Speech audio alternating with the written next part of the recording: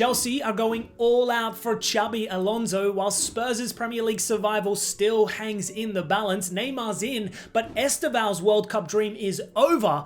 And Lamine Yamal, I was unfamiliar with your game. This is DMAC Daily. I'm not gonna lie, these Alonso to Chelsea links, which are being credibly reported now by the likes of David Ornstein and Fabrizio Romano, are genuinely baffling to me because, like, let's be real here. How can Alonso replace the GOAT himself? I mean, there's only one LinkedIn Liam, am I right? No, but in all seriousness, this doesn't seem like the most logical career move for Alonso at face value, right? Like, his reputation may have taken a slight hit in the last year. He clearly fell short of expectations at Real Madrid.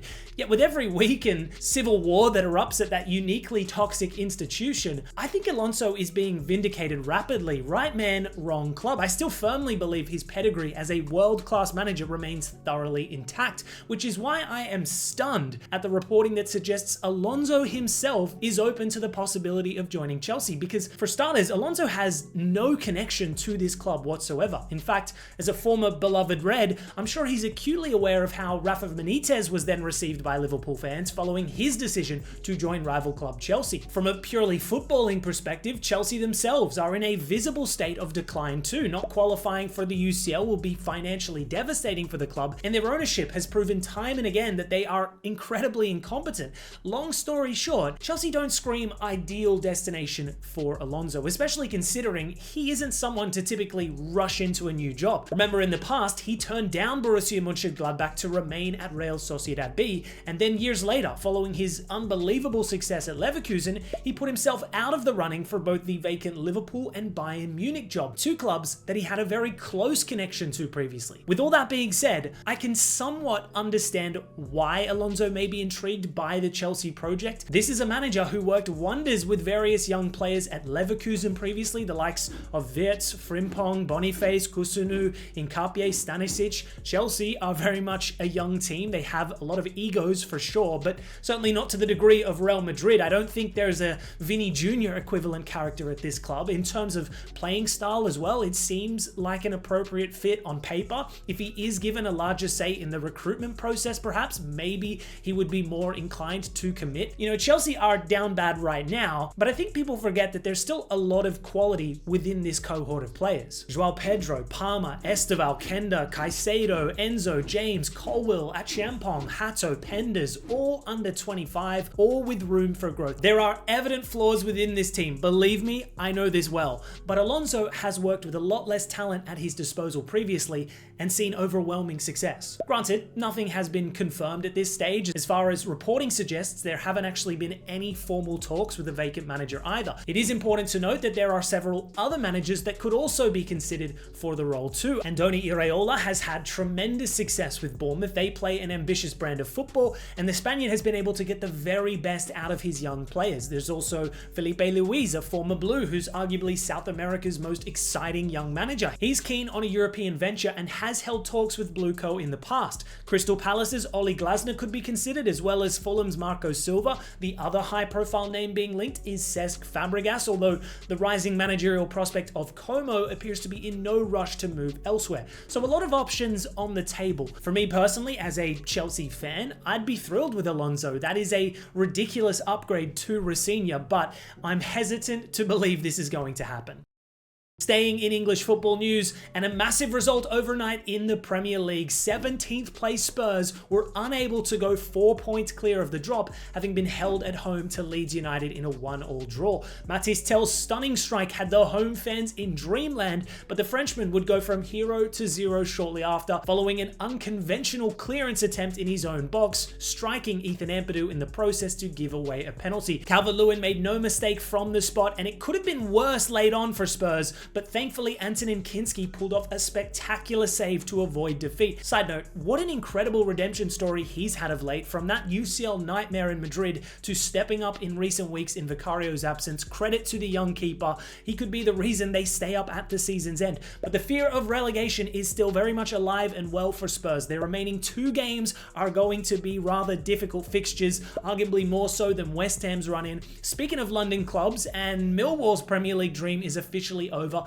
following their second leg playoff defeat to Hull City. Despite dominating the reverse fixture away from home, they were unable to take advantage in the second leg on home soil as halftime substitute Mohamed Belloumi stunned the home fans with a brilliant strike before Gelhardt sealed the victory and a ticket to Wembley in the process. They'll face either Southampton or Middlesbrough in football's most expensive fixture shortly. Crazy to think that this time a year ago, Hull narrowly avoided relegation to League One thanks to their superior goal difference. I'm no Hull expert, but no doubt the fans are in dreamland right now. Elsewhere in Europe overnight, and Napoli have disappointingly crumbled at home to Bologna 3-2. Jonathan Rowe's late acrobatic effort stunning the home crowd. This result blows the top 4 race wide open. It's anyone's guess who will reach the Champions League from Napoli all the way down to 6th place Como. This league is so unpredictable. Switching gears to international football news, and Brazil have officially submitted their 55-man preliminary squad ahead of the 2026 World Cup, and there were 2 big shocks following this news. The most devastating being that Estevao, the teenage sensation widely regarded as the future face of Brazilian football, has been left out of their provisional squad following his recent hamstring injury sustained back in April.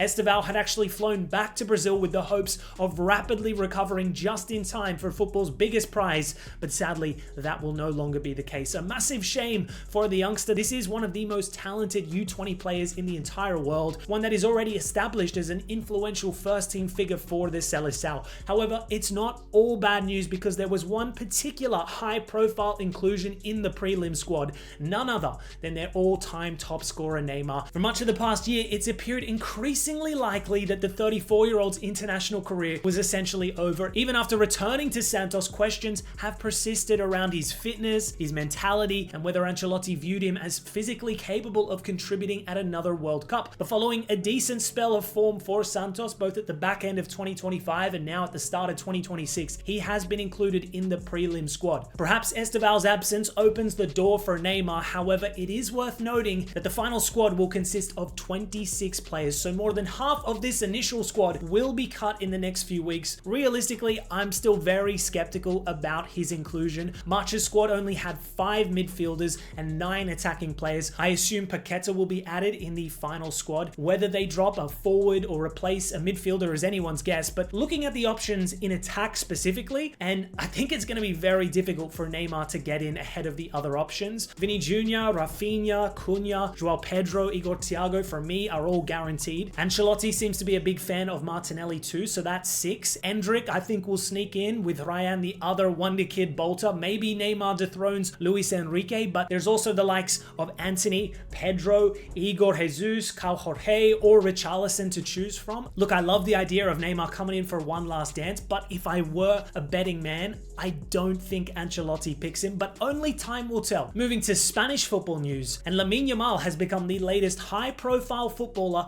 to publicly express solidarity with Palestine. Barcelona recently celebrated their 29th La Liga title with an open bus parade throughout the city, where Yamal was seen holding and then waving the Palestinian flag. Following the video footage that circulated, Yamal then doubled down, posting a photo of him holding the flag on his Instagram. For many, this may not seem like all that much, but for a player of his global status and career trajectory, this is a significant gesture, one that will be far-reaching. After all, Yamal is one of the most influential athletes on the entire planet, with over 42 million followers on Instagram alone. It doesn't surprise me though that he is pro-Palestinian. Barcelona as a city is a major hub for pro-Palestinian solidarity and activism. Yamal is also a Muslim too. I do wonder how this will be received by Barcelona FC internally, because the club has clear-cut ties to the state of Israel. But then again, what are Barca gonna do? Drop their greatest talent since Messi? Yeah, right. Look, if you've been following me for a while, you'll know that I am unapologetically pro-Palestinian. I believe as human beings, it is our moral imperative to demand a free Palestine. But even in the year of 2026, people are still afraid to speak up, which is why it is so important that we have prominent voices showing their unwavering support, regardless of bad faith smears that will arise as a result. Footballers have more power than they know, yet there is far too much cowardice in the football world when it comes to this issue. I mean, just look at Fabrizio Romano, right? The biggest influencer in football. This man covers every single action Yamal takes. He gets an ice cream, it's getting reported on. I mean, just look at Twitter. He posted 4 times about Yamal in the past 24 hours alone, but none coincidentally regarding him waving saluting the Palestinian flag. He also didn't mention the Palestinian Pele, who was killed by Israeli forces last year, and remained dead silent on Salah's public condemnation of UEFA. Shameful behavior, but unlike Fabrizio, Yamal at 18 has the courage to stand on business regardless of any consequences. So props to you, Yamal. Hopefully more footballers and prominent voices overall continue